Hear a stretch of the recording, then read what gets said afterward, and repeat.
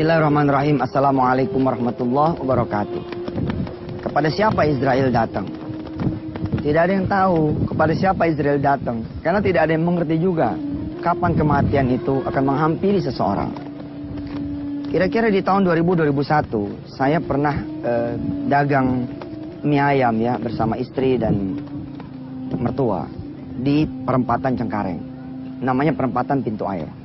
Jadi perempatan Cengkareng ya, ini Grogol, ini Kalideres, ini ada perempatan, ini ke kanan, nanti ada perempatan lagi di sini namanya perempatan Pintu Air. Nah, saya sama istri dan adiknya mertua, kakaknya mertua itu dagang mie ayam di situ, pinggir jalan. Satu sore ya ada cerita ini Masya Allah yang menandakan bahwa tidak ada yang tahu kapan ajalnya itu bakal dicabut oleh Allah. Kepada siapa Israel datang, ini termasuk tema kita ya beberapa waktu juga ke depan ya.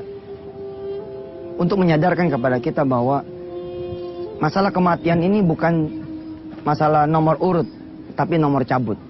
Kalau sudah dicabut oleh Allah Subhanahu wa taala ya sudah wassalam.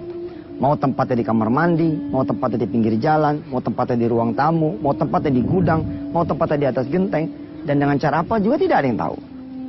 Satu sore itu ada seorang ayah ya mengendarai sepeda.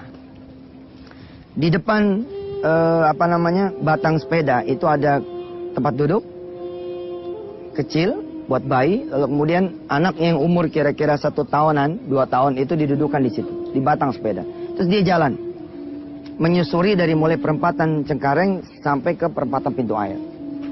Israel ada di situ. Israel ada di situ mengikuti. Terus jalan ya. Sampai sini ya, ketika Israel ada di situ, siapa yang diincar kira-kira? Bapaknya kah? Atau anaknya? Ternyata Israel terus membiarkan orang ini jalan. Jalan sampai perempatan Pintu Air di mana saya dagang di situ. Ya. Tadinya arahnya tidak berlawanan karena ada 2 sisi, yang satu dari arah bandara, yang satu dari arah Cengkareng ke bandara. Nah begitu kemudian sampai perempatan Pintu Air, si bapak ini ngelawan arah.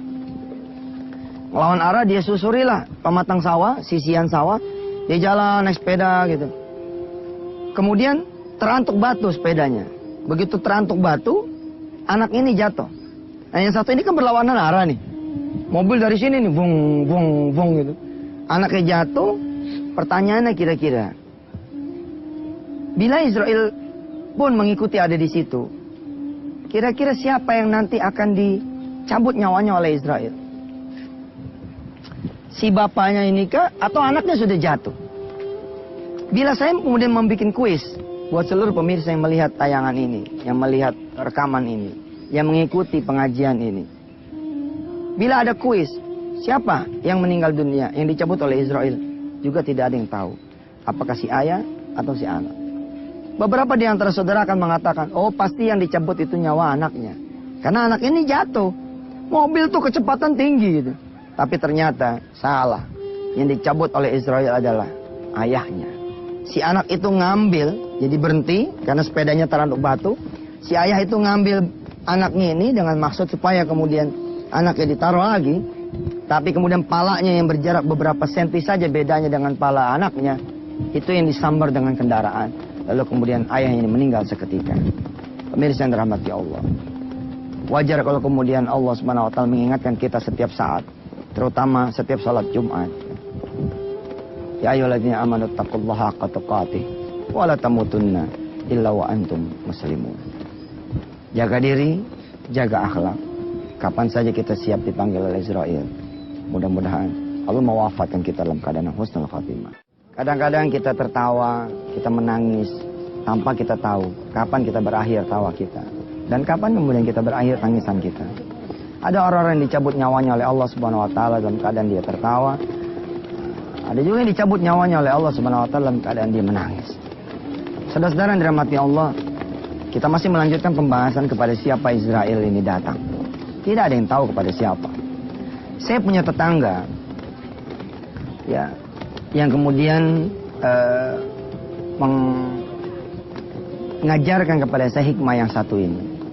Bagaimana kemudian tetangga saya ini bercerita betapa Allah Subhanahu wa taala mengubah jalan hidup dia.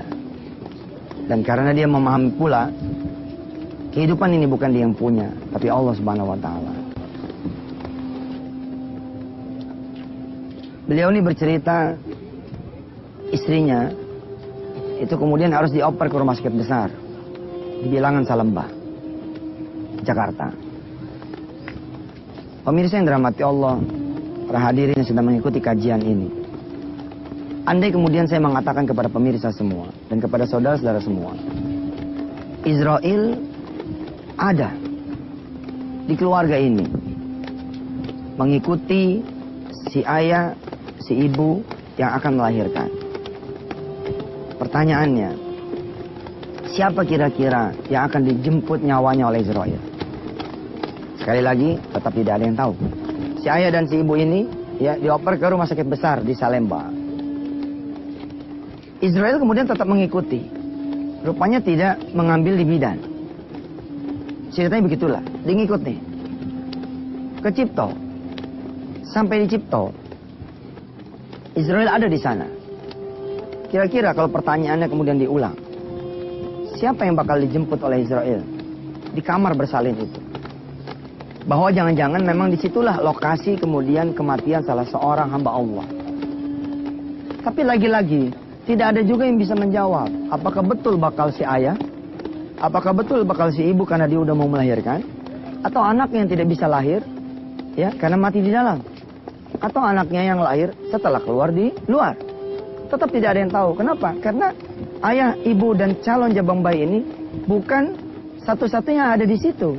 Tapi akan ada dokter yang silih berganti datang ke ruang bersalin. Akan ada juru rawat. Akan ada orang-orang yang kemudian datang menjenguk.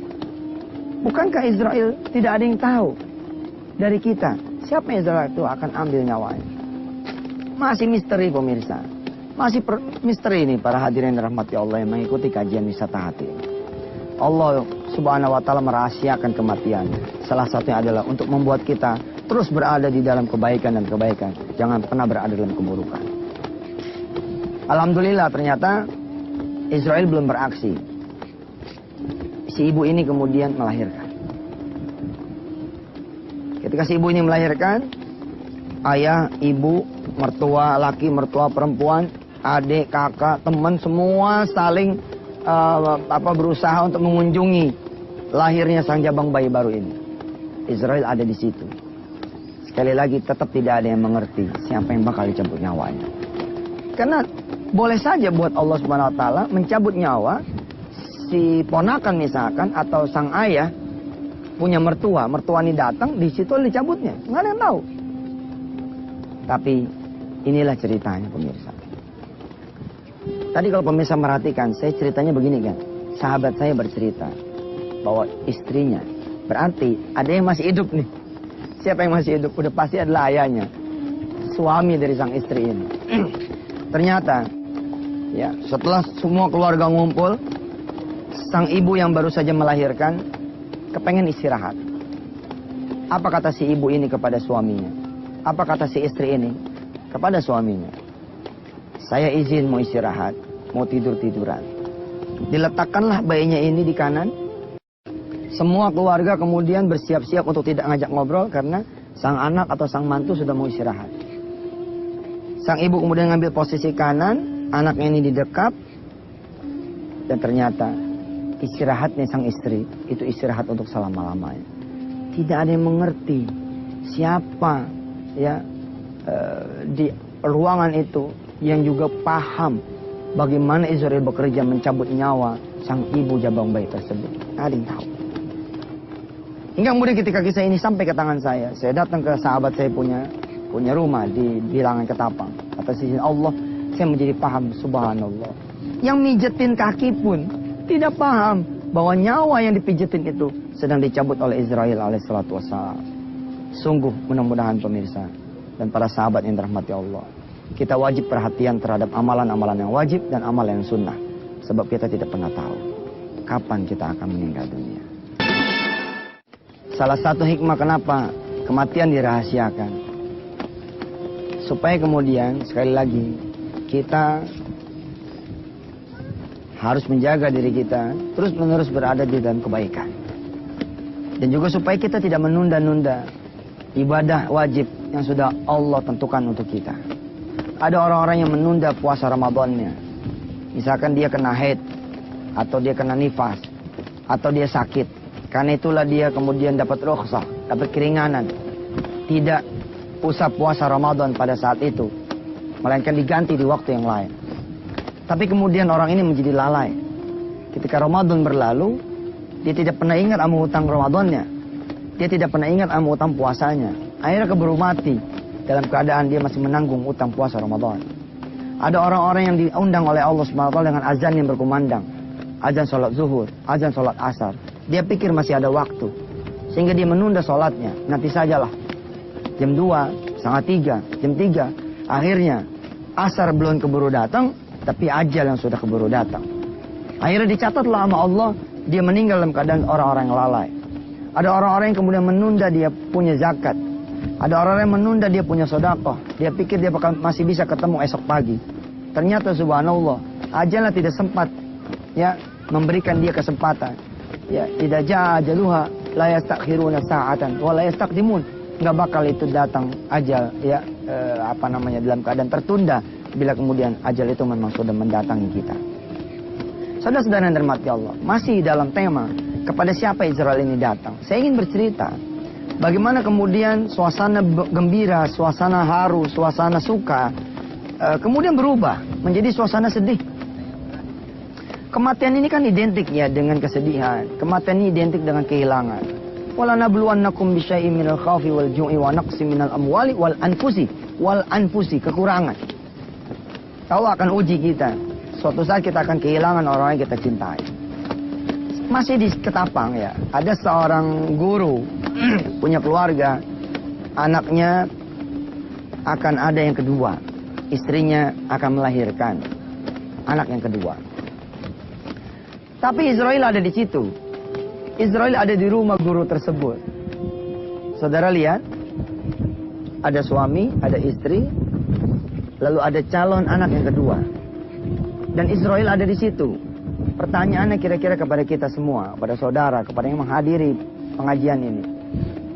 Kepada siapa nih Israel bakal datang? Tetap aja seperti pembahasan pertama dan kedua, nggak ada yang tahu. Karena kita sebut ayahnya, oh ya, ternyata bakal ada yang ketiga, yang keempat. Yang keempat ini ternyata anaknya datang, SD. SD datang, pulang. Apakah Israel tidak berhak mencabut seorang anak? Walaupun dia masih kecil, tetap aja punya hak.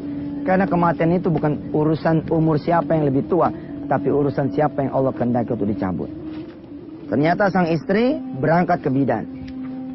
Disuruhnya lah sang anak menunggu di rumah tersebut.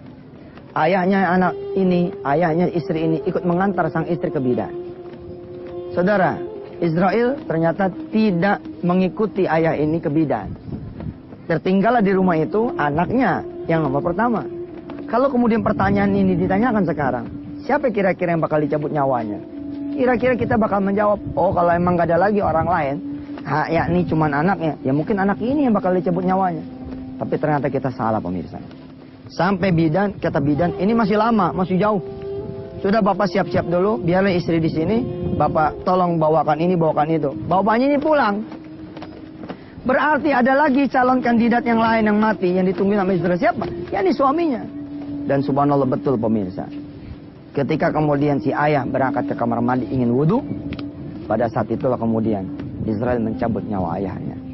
Anak yang pertama tidak tahu bahwa ayahnya sudah dicabut di dalam kamar mandi. Dan kemudian bidan pun tidak mengetahui, istrinya pun tidak mengetahui bahwa sang ayah mengambil popok, mengambil kain dan tidak kembali lagi ke bidan karena sudah diambil nyawanya oleh Allah Subhanahu wa taala. Mari kita jaga kehidupan kita. Asal azan berkumandang kita segera sholat.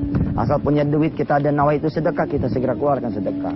Mana yang masih punya hutang puasa di bulan suci Ramadan yang telah berlalu, bayarlah segera hutangnya supaya kemudian kita menghadap Allah dalam keadaan yang bersih. Wassalamualaikum warahmatullahi wabarakatuh.